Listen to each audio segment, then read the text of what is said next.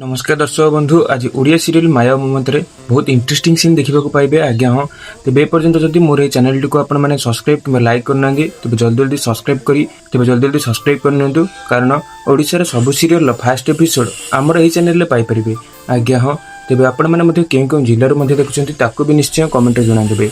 आज पल्लवी राज को कहते मत सब एंड अप कर दिल्ली जावाक पड़ो मोर ट्रेन टिकेट 4टार अच्छी तो मत स्टेशन में भी पहुँचवाक पड़ो पर राज कहते हाँ तुम तुम फर्मालाइट्स पूरा कर दियो।